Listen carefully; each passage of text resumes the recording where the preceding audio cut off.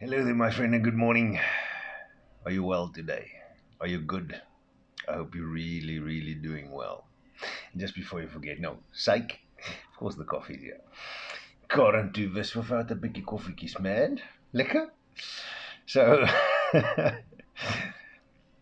it's actually interesting that this is how this has happened. I didn't kind of plan this, but this just adds to what I'm about to chat about this morning that God is revealing to me today is that, something that's been on my mind from time to time and a lot more recently is how how I'm realizing more and more that I'm not remotely smart enough to do or say or pray things that God needs me to do, that people need from me when I'm having conversations and people, often people will have they want to feel something, especially if they talk about some real stuff, not just everyday stuff. And people want answers all the time, and they don't seem to find it in prayer and the word and stuff. And then I sit there and I'm thinking, God, I'm not remotely smart enough to know what's going on about here. We need to learn things as humans. Is they, when they speak about a habit, to learn a habit takes, I think, 2 weeks. It's 14 days that you have to consistently do the same thing every day in order for it to become like a natural sort of coding yourself to get used to doing it that way. And how how if I look at my morning routine that I have of getting ready is the same every day because it works for me and it becomes efficient, but it also allows us to not forget things or forget to do things in the morning or forget to take things with us when we leave the house or any of these things. Like some things that happens once a week is like the garbage day. The amount of times week in and week out that I tend to take my garbage out, and when I've reversed my car out of the garage, I'm ready to go. I'm like, oh, oh, it's garbage day. So now I just got to pull back in and come fetch it again because it's not part of an everyday routine. Even though I've been doing it in this place where I'm living now for, is it going on to 2 years now, and it's the same day every week, but because it's not every day, you know what I mean? You have to put up a prentjie there and remind, hey, it's garbage day, boy. Take the goodies out there. So, these silly things being said, I realized in this that in the very way that God designed me and equipped me for what He's called me to do, this is the very same thing that helped me make decisions in life before I properly started walking with God. Because I always question, yes, I don't understand, and I don't know how I did all these things without the Lord. And then when I started asking this, I started realizing but it's because um, it's part of the design God made me. That I make decisions in the same way these days, but I have God involved in my decisions now. So those things don't really only become available when we start walking with God, but because it's in the very core of your design. But I know for a fact, it's got to be a fact, that you really only unlock its true power and potential when you have God involved, when you start seeking God about it. Because in the lost world, when your identity isn't right, you can't utilize something efficiently. I mean, if I give you a tool that was created by somebody that, let's say, when you utilize this thing, or this tool gives you 100% success rate in becoming successful in life. It's there. It's in your house. It's right there. It's right next to your bed or next to your chair or wherever it is you're sitting. You have it in your hands. But you have absolutely no idea how to use it. There's no instruction manual, nothing, nada. You can't do anything with it. Well, that's what it's for, but you have no idea how to operate this thing and you can't figure it out. It's not going to mean anything to you like that. So you might be able to even switch it on, whatever. A new phone is a great example. You know how to switch it on. Most people, especially the older generation who isn't so technologically inclined, if I can say it that way, they learn how to switch a phone on and off. They know how to open up WhatsApp and send messages. They know how to answer a phone call. and they cool that works for them. Not worried about games and tools and utilities and all these fancy apps and stuff that you get to load on your phone that can make your life easier. But guys like you and me who are more who like tech, I'm a gadget geek, if you're going to call it. I'm a techie, so I love fiddling with things. But and even more so these days, all these fancy AI tools that people have been coming up with, and I've only started touching on them a little bit. But you see some of the stuff that people are creating with these things, and they're figuring it out. That's the interesting thing. They're learning how to do this. In the beginning, when the one tool was launched, it seemed like nothing. But as soon as you start using it, you see, oh, and then your mind triggers, and then you start using it that way. Anyway, that's how we unlock the full potential of the core of the design God has placed in us, is when we involve God and we get to God, and the Holy Spirit is in us because He's the one that shows us. And I'm realizing more and more that, the funny thing is that oftentimes I don't even know what to say. I don't know what to pray. I don't know what to do. Especially if I feel like I want to pray for somebody, or even with somebody, if I'm with somebody, or if I'm in a conversation with somebody and I want to chat. When somebody deals with heartache and some terrible stuff, one of the sentences that I go to all the time, because that's really how my heart feels every time. And those words are, I really wish I had one sentence that could make everything better for you, but I don't. Unfortunately, I don't. And that's not even a lie, because I don't. But the funny thing is that oftentimes I've had shortly after that, during this conversation, stuff will just get said. And there's one particular time that I'm thinking of now, but I can't exactly remember when it happened, but that it happened. And this person said, I thought you said you don't have any words. But I didn't have words. It definitely wasn't my words, I can tell you that. But that was not one of those moments where I realized what happened. So a fun thing that happens, though, is when I do have these conversations with people, or I do pray, and I pray things that I know for a fact I'm not smart enough to pray, that I know for a fact that I'm not smart enough to even say. And I don't mean it as if in the way of that I'm an idiot, or I'm stupid, or I'm not intelligent. No, I'm meaning of the fact that I know that I'm not somebody who thinks like that.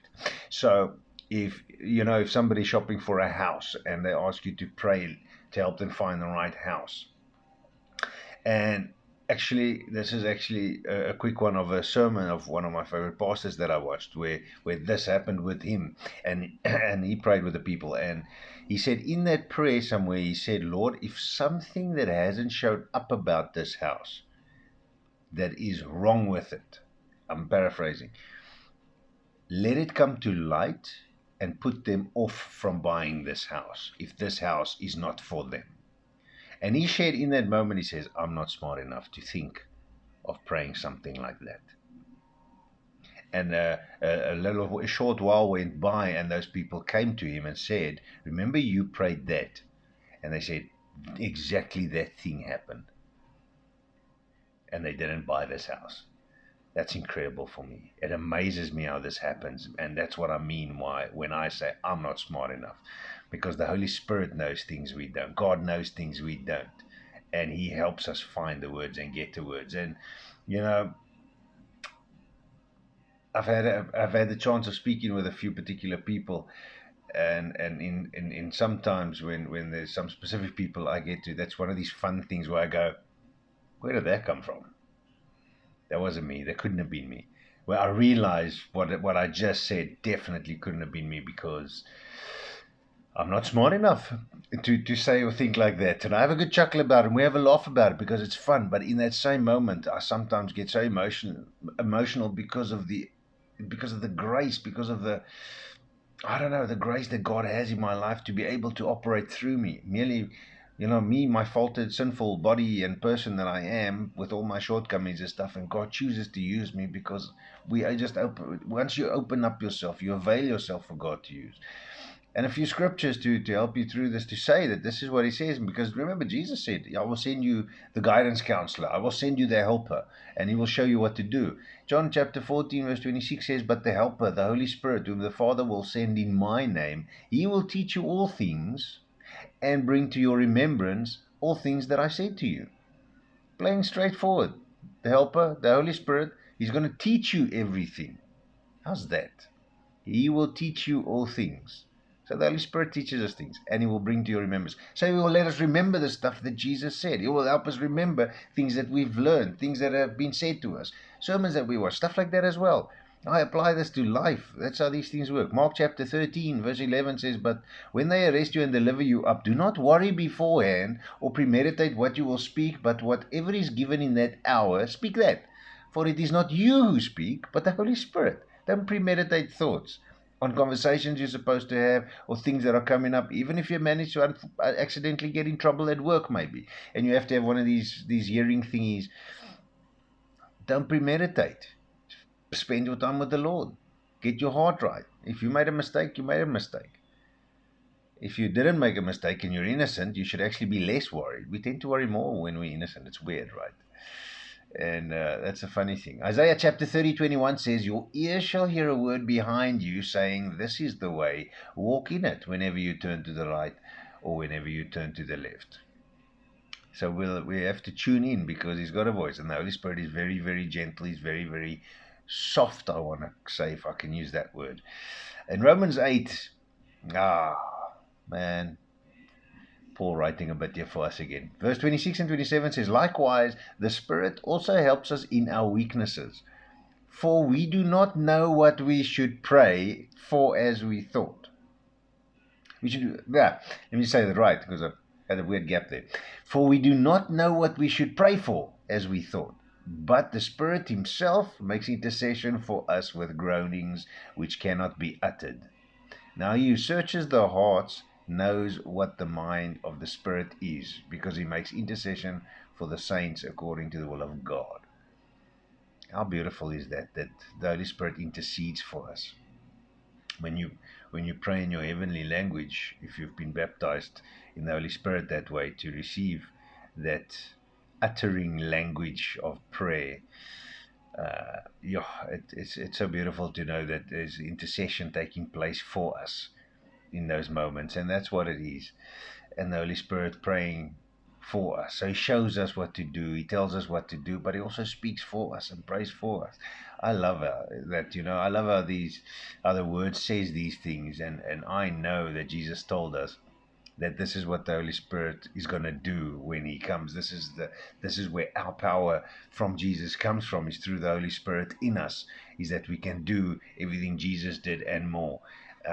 And I think this is also what He meant when He said, "You will do what I can do and more." Paraphrasing again, when Jesus said that, because of the Holy Spirit that's in us, and that He will guide us and lead us. And even Him saying that, and even knowing that, I am still always amazed at what, sometimes even shocked at what comes out of my mouth at certain times, in terms of good things, in terms of things that people need and require in the conversation that I'm having. The right words at the right time, the right actions at the right time, the right prayers at the right time. Even when, I ended up, and oftentimes, doing exactly what Mark tells us not to do. Don't premeditate your thoughts and your words. My mind tends to do that all the time, out of instinct, out of design maybe, I don't know. It does it all the time. But then more recently as well, I've realized I've walked into the space where I've finally started getting something right, yay me, and that's taking that thought captive and submitting it under the authority of Jesus. Because that's what we must do with every thought that's not from Him. It says it here in 2 Corinthians chapter 10 and verse 5. It says, "Casting down arguments and every high thing that exalts itself against the knowledge of God, bringing every thought into captivity to the obedience of Christ." So once you get it right the first time, you will get it right a second time and a third time, and it becomes more and more obvious there, where I still have a few moments where I'm missing sometimes, but I'm getting it right a lot more often than not these days. And that's catching those thoughts, submitting them, taking them captive, and submitting them under the authority of Jesus. So He will do with them what they must. If they don't have no need to be there, they don't need to be there. And it's easy to spot them. It's very easy to spot them.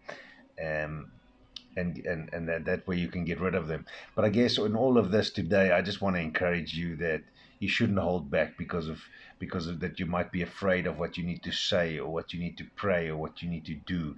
You ask our Father in heaven to assist you. You ask the Holy Spirit to guide you. You ask him directly, ask him straight, Holy Spirit, please, I don't know what to say. I don't know what to pray. Please help me. The way that I start every single day of my messages when I've received them and I'm sharing them, I sit here in this very chair as you see me now, and before I hit that record button over there, I go, Lord, it's your words and not mine. And almost every single day, a lot of the words that come out of you aren't even on my notes, and for a fact, I know I'm not smart enough to say them because it's what God needs to say, it's what the Holy Spirit needs to be said. And that often catches me when I watch my videos later in the day, or as soon as I get a chance, I watch and I go, I said that's my face there. I know it's me because it's my face there, and I sometimes just can't believe the things that's been said. So take take courage from this and give it a shot. Just do it. You might not get it right the first time. You might not get it right the first few times. It takes time. We really need to tune into Holy Spirit FM. We need to get to learn to tune into what the Holy Spirit sounds like. In the Bible, Jesus said, "For I know my sheep, and they know me, and they know my voice."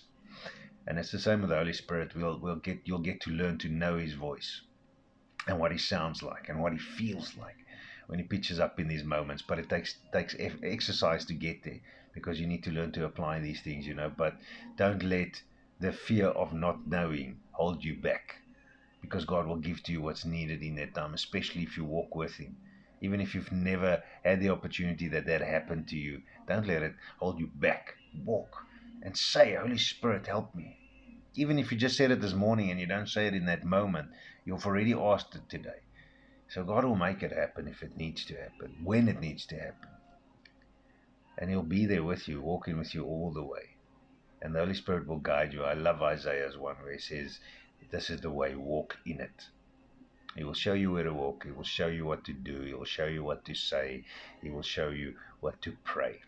And the more you get to tune into, what did I say, Holy Spirit FM, the more we manage to do that, the more you'll realize that it's going to start happening. And at some point, like learning a habit, it's going to become a habitual thing that just occurs. One of the greater, cooler habits to have in your life, and that's to operate in the Holy Spirit.